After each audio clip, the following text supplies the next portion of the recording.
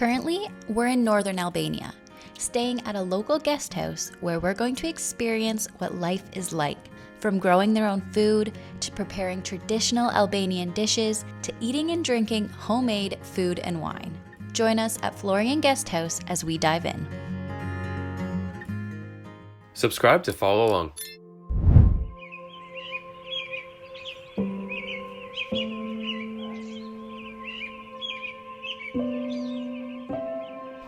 Good morning. Today we are doing a cooking class, but it's going to happen at the end of the day. But we're staying here actually at the Florian Guesthouse and Hostel. It's like a really authentic homestay. We got breakfast included as well. Everything that is offered and that we eat is pretty much from the land here. They have chickens, they have grapes, they have chestnuts, they have cucumbers, a garden, eggs, everything. Super authentic.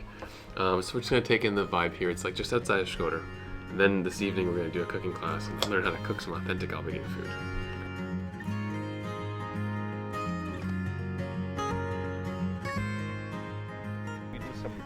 After breakfast, Florian took us on a tour of his family's land, where they grow a mix of fruits, vegetables, and of course, plenty of grapes for wine. We learned his dad has actually been making homemade wine for decades. They also have olive trees that they use to produce their own olive oil each year. Most of the harvesting has already been done for this season, but we did still get to try a new fruit that was on the tree. Oh, actually, it's like an apple. It's actually good, yeah.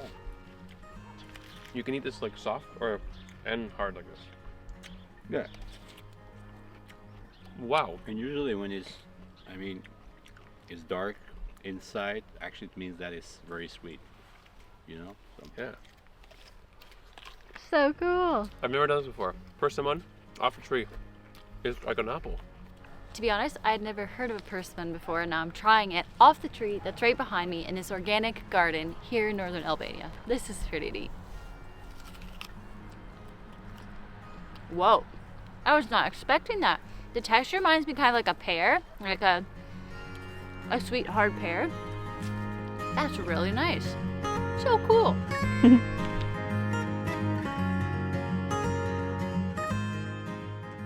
Okay, the sun is setting and we are going to start cooking. We're learning how to cook two traditional Albanian dishes. We're in the north.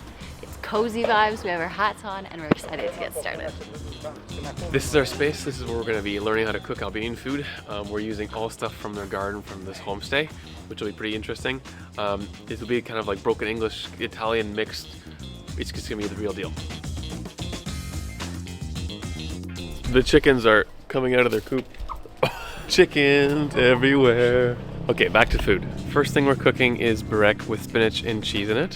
Something that I've had in Bosnia-Herzegovina, in Montenegro, and now here in Albania. It's a traditional pastry food. It's really cool. It's made with like that fine little like phyllo kind of pastry. So this is homemade olive oil that they make here from the olive trees we saw earlier today. And does it go in here? Yeah. In the center? Yeah? Just right here? Yeah. Okay. Oh, that looks amazing. Honestly, just seeing her knead the dough is incredible. And we're making it from scratch. So cool.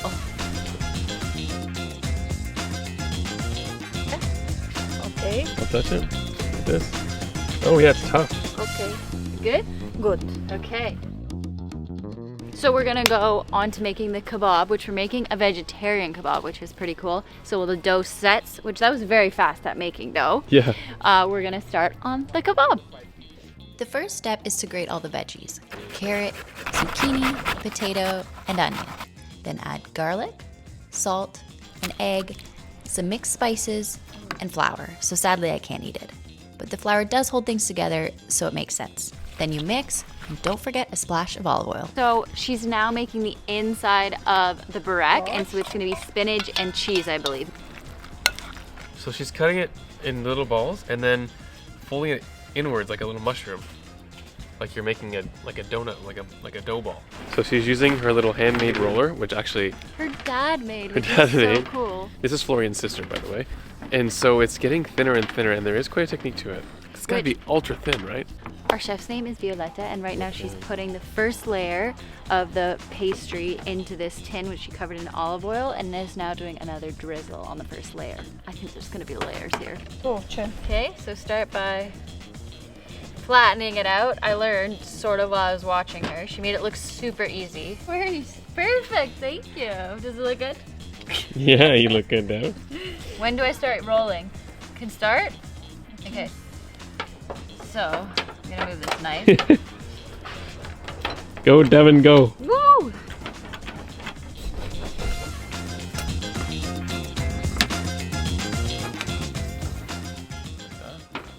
Oh, there's a bit of wrinkles there now. I'm making it worse. Okay. I was trying to do her technique, but I was making it worse and making it more wrinkly. But I got a good amount done. I It guess. gets a little wrinkly, but you gotta keep it as smooth as you can. Finished. roll it on Oh, top. beautiful. Keith, let's see if you can do better than me. Okay. Do-do-do-do. I wanna feel it first. How are you finding it, Keith?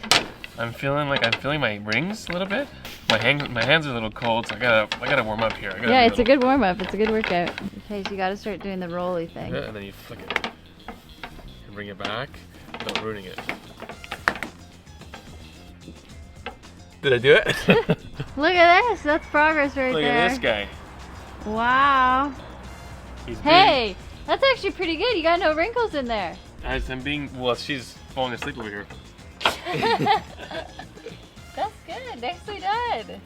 Okay, so that was my layer. She had to like stretch it out a little bit longer because, you know, I was taking forever, but it looked pretty good. I think I did a good job for our first time. So we're on layer number 3, I think. And we gotta add more olive oil. It is quite thin. Okay, Oh, we're starting. starting to put the stuff in. We continued with the rolling and more layering. I think we improved a bit. Oh, we got the roll technique too. Oh, wow. It's okay. Oh, it's a little off. And then it was time to cut it and put it in the oven. The burek's gonna take about 40 minutes for it to bake, and right now we just deep fried our vegetarian kebab.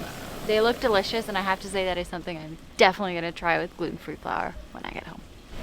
So this is olive From the garden. from the garden. So Those big juicy olives you saw earlier.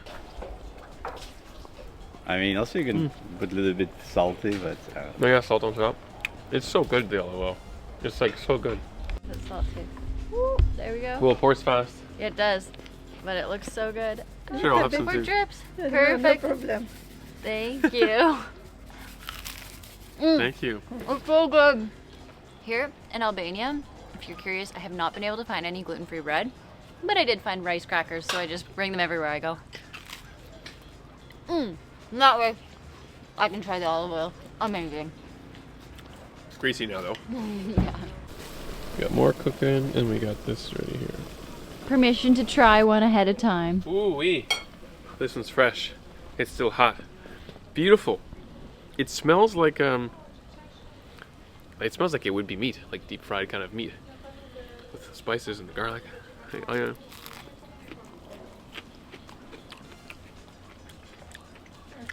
That's awesome. Yeah? Yeah, it's really good. Oh, Yeah, wow. So cool. that's excellent. All the ingredients from right here. So cool. That is so nice. Dude, that's so comforting too. The burek is out of the oven. Look at how beautiful this is. And like this aluminum pan that's like actually I can touch. It was in there for 40 minutes, I believe. And now it's ready to be eaten. Beautiful. Some of the food is starting to be served. I am gonna try one of these because they made French fries because they're gluten-free so that I have something to eat, which is so sweet of them. And they're homemade and amazing. Last night I had some of this with Florian. Chestnuts, roasted chestnuts. That and they just fall also off their grow tree. here. Like, I'm just so impressed by all the things that can grow It's here. actually so impressive. Devin's gotta peel it first. Keith told me that you could do this without a cracker, but I don't think I can. Here, I'll show you. See? Oh, your arms are stronger than mine. There you go, look at that. Here you go, cheers. Chestnuts raw. That was a bit crunchy. They're good, huh? Make this two is different homemade. types? Yeah, calmate and shashi. Homemade wine, baby. Oh, Made that's by exciting. your father. With the grapes from here. Shashi wine, guys. Excited. Gazuar. Gazuar. Gazuar. Zuar. right? Tastes nice. The wine is good. It's sweet but tart and fruity, and it tastes so authentic and real. It's awesome. Also, we learned today, which is very cool, is originally when Florian's dad was making the wine, he actually went into the woods, cut wood, and made his own barrels. Like we saw the barrel he made earlier today, and it was beautiful, stained red from all the wine over the years. Amazing. Like you can't get more authentic than this. This is really cool. And I try the burek here. That pastry is beautiful. All the work we put into We it, put made a with lot love. of work into this. Made with love. It's a beautiful, like, typical food, honestly. It's so fun to be able to get them at like little bakeries everywhere. And to And be now able we to see make one. how much effort it takes to make one. Whoop. Thank you very much. That was amazing. Thank so you. good, so much Awesome good food. cooking Thank you class. for teaching us. Thank you. Cheers. Viva Albania! Viva Albania. How do you say cheers again? Gazuar! Gazuar. Gazuar! Thank you very much, Florian, our new friend in Albania, Welcome. for everything. Welcome. His website and everything is linked below. He organizes all these tours, including this cooking Amazing, class. authentic experience. This has been Cheers. wonderful. Thank you so much for the wonderful Albania. stay. Welcome. Thank you very much. Welcome. Cheers. Looking like a natural. Yeah? Do I look like a pro? Look.